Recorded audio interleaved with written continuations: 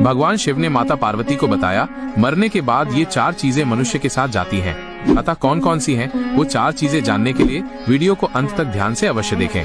हिमालय की गोद में कैलाश पर्वत की शीतल छाया में एक दिन माता पार्वती ने भगवान शिव से अत्यंत गूढ़ प्रश्न पूछा। स्वामी, सब लोग कहते हैं कि मनुष्य खाली हाथ इस संसार में आता है और खाली हाथ ही चला जाता है, परंतु मेरे मन में ये जिज्ञासा है कि क्या वास्तव में ऐसा ही है? क्या सचमुच मृत्यु के बाद कुछ भी साथ नहीं जाता? भगवान शिव मुस्कुराए। उनके नेत्रों में असीम करुणा और अनंत ज्ञान की आभा चमक रही थी। शिव बोले, देवी, ये संसार मोह और अज्ञान से घिरा हुआ है।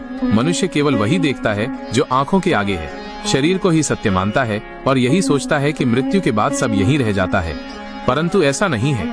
गरुड़ पुराण और वेद शास्त्र स्पष्ट रूप से बताते हैं कि मनुष्य जन्म लेते समय खाली हाथ नहीं आता और न ही मृत्यु के बाद खाली हाथ जाता है।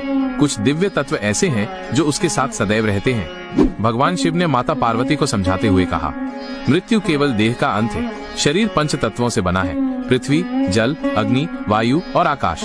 जब प्राण निकल जाता है तो ये शरीर फिर से इन्हीं तत्वों में विलीन हो जाता है। यही कारण है कि अंतिम संस्कार के बाद लोग उस शरीर से अपना मोह छोड़ देते हैं, परंतु आत्मा अमर है।